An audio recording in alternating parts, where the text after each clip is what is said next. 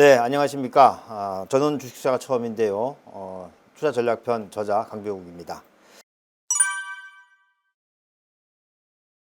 자, 이번 시간은 이제 투자 전략편에 대한 내용들을 가지고 여러분들과 함께 살펴볼 텐데요.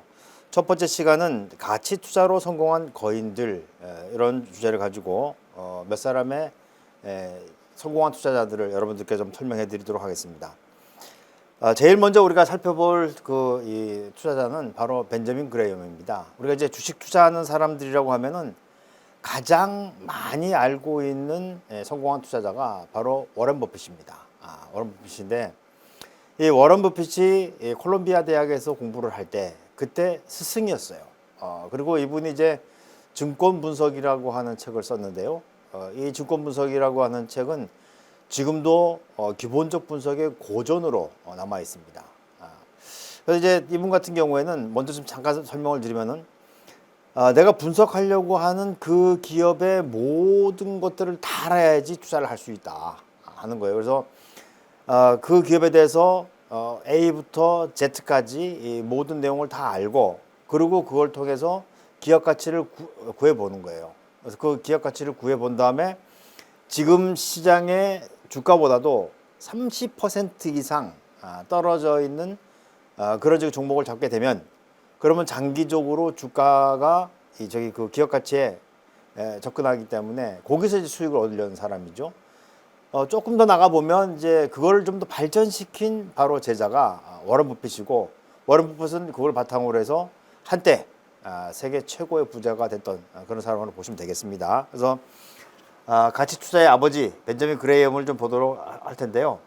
큰 글자를 중심으로 보면은 워런 버핏의 스승으로 유명한 그런 투자자가 되겠습니다. 그리고 여기 여러분들 보시는 바와 같이 1934년에 증권 분석을 출간했고, 이건 뭐 이 주식 공부하는 사람들한테는 성경으로 남아 있는 거죠. 바이블로 남아 있는 그런 이 책이다라고 보시면 되고요. 여러분들도 혹시 시간이 아주 많이 나시면 읽어보셔도 됩니다. 그런데 쉽지는 않을 것이다, 이런 생각을 하게 되고요. 자, 그러면 이제 이 벤저민 그레이엄의 핵심 투자 철학이에요. 여기 이제 두 가지 정도의 좀 주목할 만한 내용들이 있는데, 첫 번째가 뭐냐면 절대 손해 보는 투자를 하지 말라는 겁니다. 이건 너무나 당연한 거죠. 너무 당연한 건데, 많은 사람들은 주식을 사기 시작하면 처음에 손해를 보고 들어가요. 아니요, 처음에 투자할 때는 조금 돈을 법니다. 이게 이제 쥐약이 되는 거죠. 근데 평균적으로 보면은 손해를 봐요. 그래서 벤저민 그레이엄의 투자 철학은 생각보다 간단해요. 그는 평생 단 두 가지의 투자 철학을 가지고 있었는데, 첫 번째, 절대 손해 보지 말 것. 두 번째는 뭐예요? 첫 번째 원칙을 절대 잊어버리면 안 되는 거예요. 그러니까 결국은 손해 보지 않는 투자를 하는 것이 성공 투자의 지름길이다, 이렇게 보고 있는 것이고요. 그 다음에 수익 증대보다는 위험을 제거하는데 많은 신경을 썼습니다. 위험을 어떻게 제거하느냐? 내가 생각하는 그 본질 가치보다도 주가가 더 낮은 그런 종목을 구해 나가는 그런 걸로 이제 보시면 되겠고요.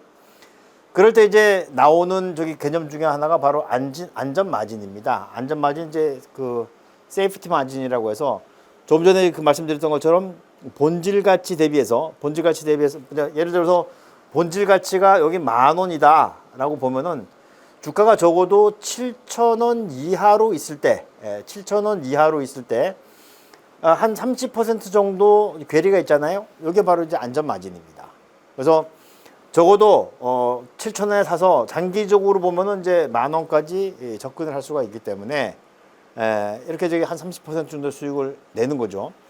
근데 이제 그레이엄이 좀 더 재미있는 건 뭐냐면, 이게 대체로 한 3년에서 5년 정도 시간을 가지고 보면은 이 본질 가치로 접근한다, 이렇게 얘기를 하고 있는데, 문제는 이제 그레이엄 생각은 그거예요. 5년이 지났는데도 만약에 접근하지 못한다면 그건 내가 계산을 잘못한 거다. 굉장히 이제 융통성 있는 그런 생각을 가졌던 사람으로 보시면 되겠고요. 이 안전 마진에 대해서는 이제 나머지 내용들 여러분들이 좀 읽어보시면 될 것 같고, 이런 거예요. 기업의 가치가 있다면 안전 마진이라고 하는 것은 기업 가치와 그때 있던 주가와의 차이를 얘기한다, 된다라고 이제 보시면 되겠습니다. 뭐 나머지 이제 다 말씀드리면 이제 안 되니까 여러분들이 책으로 좀 보시면 되겠고요.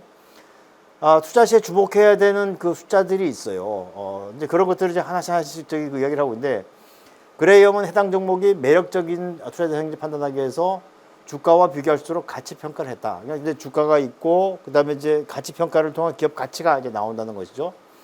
그래서 미래 수익성을 측정하기 위한 기본적인 절차는 기업의 규모, 대형주냐, 중형주냐, 소형주냐, 그렇죠?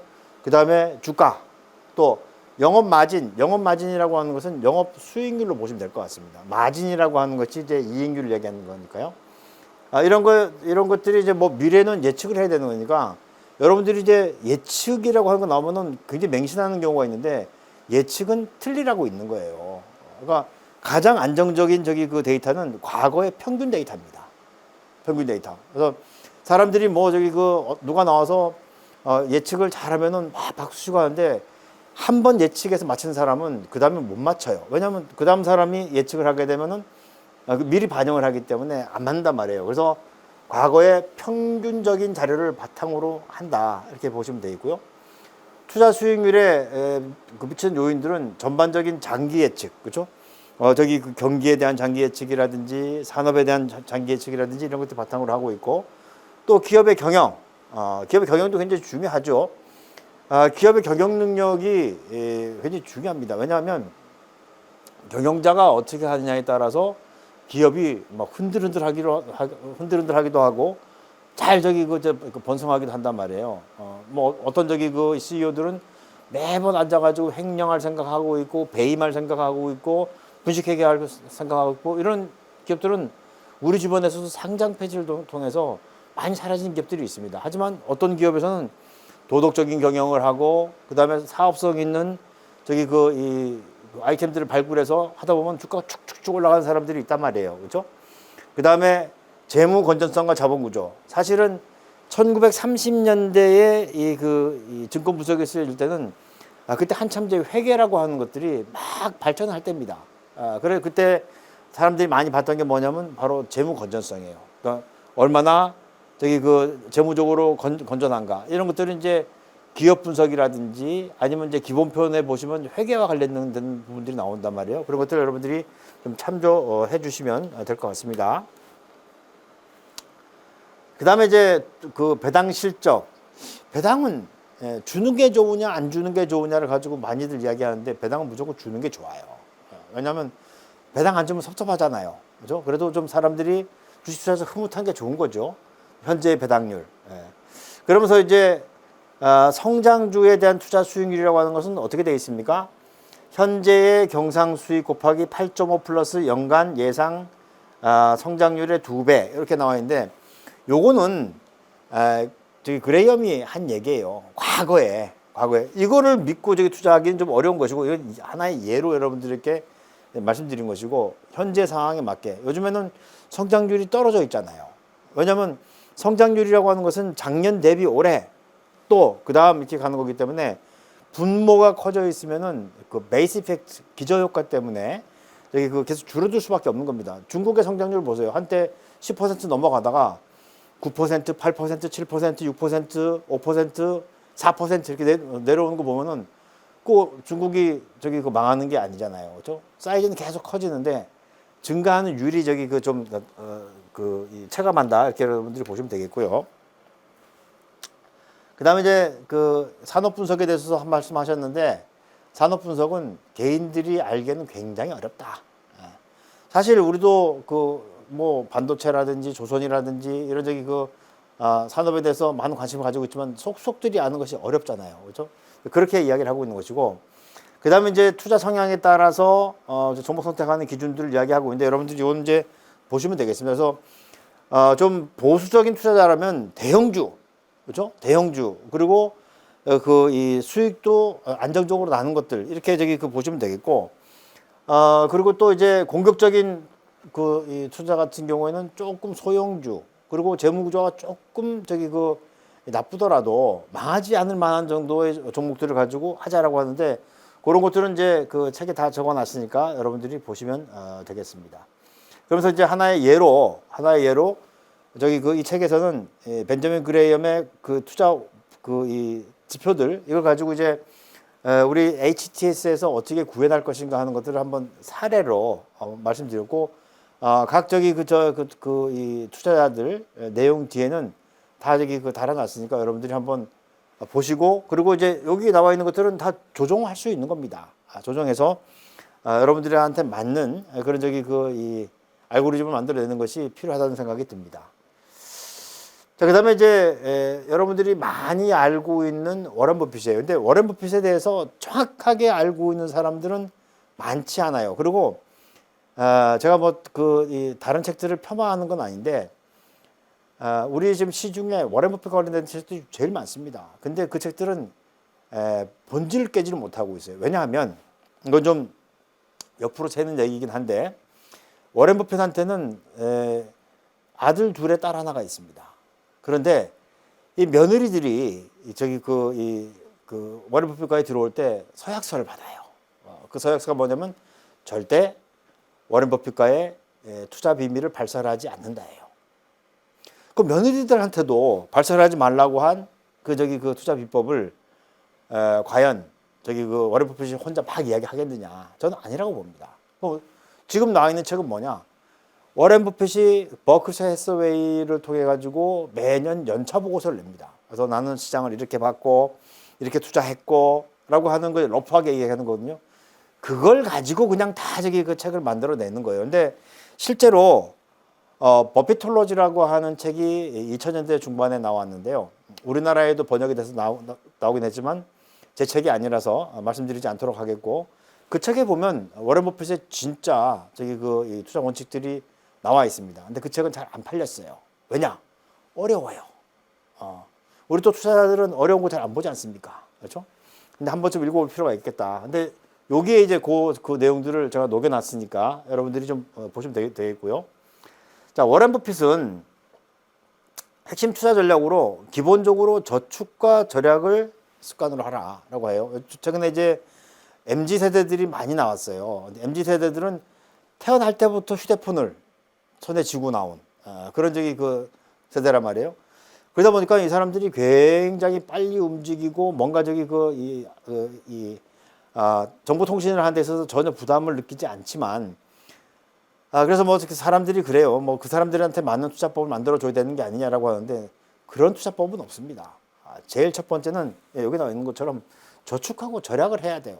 그럼 뭘 만들어야 됩니까? 시드 머니를 만들어야죠. 이게 가장 저기 그 처음이다. 뭐 버핏 같은 경우에는 절약하고 저축해갖고 도둑이 집에 들었는데 훔쳐갈 게 없더라는 거예요. 저희 집도 마찬가지예요. 저는 도둑이 들면은 뭘 놓고 갈까봐 걱정해요. 하도 있는 게 없어가지고 그렇습니다. 그다음에 그리고 이제 그 핵심적인 건 뭐냐면 잘 아는 기업에 투자를 하는 겁니다. 내가 잘 모르는 기업에 투자를 해가지고는 위험이 굉장히 큰 거예요. 그래서 내가 뭐 예를 들어서 빵 굽는 회사를 투자를 하더라도 내가 제과점을 제과점 많이 간다면 그게 중요한 것이지 삼성전자니 이런 거 잘 모르는 거 투자하지 말아라라고 하는 거예요. 그래서 굉장히 중요한 얘기입니다. 한때 지금은 이제 워런 버핏이 마이크로소프트하고 굉장히 깊은 관계에 있어요. 하지만 마이크로소프트가 윈도우 95, 98, 밀레니엄 버전 나오면서 주가가 쭉쭉 올라갈 때도 워런 버핏은 단 한 주도 마이크로소프트 주식을 산 적이 없어요. 그래서 물어봤습니다. 왜 안 사냐? 나는 그 기업 잘 몰라요. 최고의 기업이라는 얘기는 들었는데 난 그 기업이 어떻게 돈을 버는지 난 모른다는 거예요. 왜냐하면 워런 버핏은 1930년생입니다.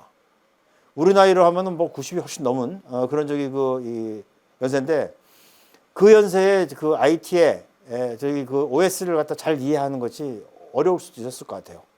그렇습니다. 그래서 그렇게 보시면 되겠고 그 다음에 워런 버핏은 100% 복리 투자를 기본으로 합니다. 복리라고 하는 것은 가장 높은 수익률로 가장 길게 투자할 수 있는 투자를 이야기하는 거예요. 그러면 가장 저기 높은 수익률로 가장 길게 투자할 수 있는 그 기업은 어떤 기업이냐? 바로 독점적인 기업입니다. 그래서 워런 버핏은 제일 좋아하는 기업이 바로 톨브리정이라고 하는 독점적인 기업을 좋아합니다. 그래서 이제 그런 아이디어들을 여러분들이 이제 보시면 되겠고요. 그래서 지금 말씀드린 걸 그 기본으로 보면은 워런 버핏은 7가지 핵심 투자 원칙이에요. 첫 번째, 장기 투자는 합리적으로 미래 수익을 예측할 수 있는 기업에 한정한다. 예를 들어서 어떤 기업의 이익이 이렇게 증가하는 기업이 제일 좋아요. 두 번째는 이렇게 증가하는 기업입니다. 왜냐하면 이렇게 저기 그 중심선을 그려보면 증가하는 게 보이잖아요. 근데 어떤 기업은 이렇게 움직이는 기업이 있어요. 이익이. 그렇죠? 그러니까 적자, 흑자, 적자, 흑자, 적자. 개인 투자자들 굉장히 좋아합니다. 왜냐하면 적자 나면 주가가 떨어지고 흑자 나면 주가가 올라갈 테니까. 하지만 워렌 버핏은 이런 기업들은 쓰레기라고 봤어요. 제일 좋은 기업, 두 번째 좋은 기업, 이거는 아닌 기업. 왜? 합리적으로 예측이 안 되잖아요. 그죠? 자, 두 번째, 합리적으로 미래 수익 예측할 수 있는 기업이 안정적인 경계성을 가지고 있는지 확인한다. 안정적인 경계성을 가지고 있으려면 어떻게 돼요? 영업 기반이 탄탄해야 된다는 거죠. 우수 기업은 일반적으로 주주의 자본에 지속적으로 높은 이익률을 보이고 있다. 이건 뭐예요? 워렌 버핏이 가장 좋아하는 투자 지표는 자기 자본 이익률입니다. 소위 ROE라고 하는. 그 이제 높은 기업을 좋아하게 되겠고요. 자, 그다음에 매수 가격은 투자에 따른 기대 수익률로 결정된다. 이게 이제 그 워렌 버핏의 저기 그 핵심 투자 방법 중에 국채 가격하고 비교해서 막 하는 저기 그런 복잡한 과정이 있습니다. 그런 거 여러분들이 보시면 되겠고, 먼저 소유하고 싶은 기업을 고른 이후에 주식의 가격, 그에 따른 기대 수익률 이런 것들을 따져봐라. 버핏은 이제 그런 얘기를 많이 해요. 예를 들어서 키 크고 날씬한 사람을 내가 저기 채용하고 싶단 말이에요. 그렇죠? 그러면 길에 가는 사람들 전부 다 해가지고 키 재고 무게를 재고 할 필요가 있냐는 거예요. 그냥 룰 오브 썸 대충 보면은 날씬하고 키 큰 사람들이 눈에 보일 거 아니에요. 이걸 모아가지고 정밀 진단을 한다는 거죠. 근데 우리는 어떻습니까? 그냥 뭔가 종목을 고르려면은 딱 저기 그 힘에 들어가가지고 뻣뻣하게 그냥 다 재봐요. 저는 그렇게 하면 시간 낭비라는 거예요. 그래서 저기 그렇게 보시면 되겠고, 안정적인 수익률을 가진 기업 중에서 연복리 수익률 15%, 연복리 수익률이 15%면 72법칙을 여러분들 아시는지 모르겠는데 72 나누기 15예요. 15. 이렇게 되면 이제 나오는 그 값이 내 재산이 2배 되는데 걸리는 기간이란 말이에요. 약 한 5년 정도 됩니다. 그러니까 5년에 예를 들어서 여러분들이 1,000만 원 가지고 있으면 5년 뒤에 2,000만 원, 그 다음에 4,000만 원, 그 다음에 8,000만 원, 1억 6천, 3억 2천 이런 식으로 이제 불어나는 거예요. 적어도 15% 정도를 한 거는 5년에 그래도 내가 속된 말로 따블은 돼야 되겠다. 내 재산이. 이렇게 여러분들이 보시면 되겠고, 전문적인 이 투자 지식이 없는 경우에는 다른 사람의 돈을 받아가지고 할 수도 있고 또 맡겨도 되고. 왜냐면 본인이 버크셔 해서웨이라고 하는 이 회사가 투자 회사거든요. 안 되면 나한테 맡겨라. 이런 얘기를 하고 있다라고 이제 보시면 되겠습니다. 이런 것들이 이제 기본이고, 그다음에 이제 워렌 버핏이 이제 그 기업을 둘로 나눴어요. 하나가 뭐냐면 필수품형 기업과 소비자 독점형 기업인데, 필수품형 기업이라고 하는 것은 수익률도 안 좋고, 그리고 상표도 변별력이 없고, 그래서 이게 워렌 버핏이 그냥 한마디로 쓰레기 이렇게 이야기하는 기업이고, 우리가 눈여겨봐야 되는 건 뭐냐면 바로 소비자 독점 기업이에요. 소비자 독점 기업이라고 하는 것은 소비자들에게 브랜드 로열티 충성도가 높고 그리고 이 독점적인 지위를 가지고 있고 한 거예요. 그래서 소비자 독점형 기업이라고 부르는 톨브리전 기업이라고 하고, 톨브리전 기업은 소비자들에게 독점력을 행사하는 기업을 말하는데, 다음 3가지 기본적 유형으로 나눈다는데, 이건 이제 워렌 버핏이 본인의 책에서 쓴 것이고 톨브리지만 설명드리고 버핏은 넘어가도록 하겠습니다. 톨브리지라고 하는 건 뭐냐면 한강이 있어요. 한강인데 한강을 건너다니는 다리가 딱 하나만 있다고 가정해봐요. 딱 하나만. 독점이죠. 그런데 요 가운데 톨게이트가 있는 거예요. 톨비를 받는 거예요. 사람들이 독점적인 기업이 좋은 거구나. 좋죠. 하지만 반드시 좋은 건 아니에요. 왜냐하면 독점 기업 중에서도 망하는 기업도 나올 수 있습니다. 그냥 가격 막 올리고 하다가. 근데 이 톨브리지가 가지고 있는 건 기본적인 독점인데, 두 번째가 더 중요해요. 미래의 영업을 위해서 추가적인 투자를 하지 않는 기업입니다. 예를 들어서 삼성전자가 60조 정도의 연간 영업이익을 낸다고 가정해 봅시다. 100조로 갈까요? 쉽게 100조. 그러면 사람들이 삼성전자 100조짜리 기업이야 생각할지, 영업이익. 근데 삼성전자가 미래 영업을 위해서 또 내지는 그 새로운 그 제품 개발을 위해서 50조를 써버렸어요. 그러면 나머지 50조밖에 저기 가용할 수 없는 거잖아요. 나머지는 재투자를 했으니까. 그죠? 그러면 삼성전자는 50조짜리밖에 안 되는 거예요. 이게 이제 바로 자본적 지출이라고 얘기하는 건데 톨브릿지는 그거조차 없는 거예요. 그냥 미래 영업을 해서 돈 안 쓰고 지금 벌려 들어오는 걸 전부 다 배당으로 주든지 그렇지 않으면 그걸 가지고 다른 기업을 인수하든지 할 수 있는 그런 기업을 이야기하는 겁니다. 그런 기업이 바로 저기 장기적으로 수익을 줄 수 있는 기업이고 이런 기업을 가지고 있을 때 복리의 효과가 극대화된다. 이렇게 여러분들이 알고 계시면 되겠고요. 나머지 뭐 이제 우량 기업을 그러니까 소비자 독점 기업을 판단하는 그 질문을 해보는 거예요. 그렇죠? 소비자 독점인가? 수익성이 높고 상승세에 있는가? 보수적으로 자산 운영하는가? 요거는 하나 좀 그 논란이 될 수가 있어서 잠깐 설명을 드리면 워렌 버핏은 단 1원도 부채가 있는 기업을 싫어해요. 가급적이면은 돈을 벌었으면 빚부터 갚아라. 네. 왜냐하면 1원이라도 그 부채가 있으면 부도의 위험이 있다는 거예요. 그 무부채 기업을 제일 좋아한다라고 보시면 되고 주주자본에 대해서 지속적으로 높은 이익을 내는가, 수익을 유보하는가, 그죠? 또 활동에 쓰는 비용은 어느 정도인가? 없는 게 좋죠. 유보 수익을 자유롭게 재투자하는가? 이것도 중요하죠. 유보 수익을 자유롭게 재투자하는 건 뭐냐면 경영자들이 미래의 먹거리를 항상 찾고 있다는 거예요. 새로운 먹거리를. 근데 우리가 이제 일반적으로 사업 다각화 이렇게 이야기하는데, 근데 요건 좀 다른 사람의 그 표현입니다. 이제 피터 린치 같은 경우에 사업 다악화. 우리는 이제 다각화로 알고 있는데, 요건 이제 다이버시피케이션이고, 요거는 디월시피케이션이라고 해서 다악화는 뭐냐면 이렇게 그 사업을 벌렸는데 오히려 손해 나는 이런 짓을 하는 거죠. 그러니까 이제 그 유보 수익을 자유롭게 재투자하는데 다각화가 돼야 되는데 다 악화가 되면 안 된다는 거거든요.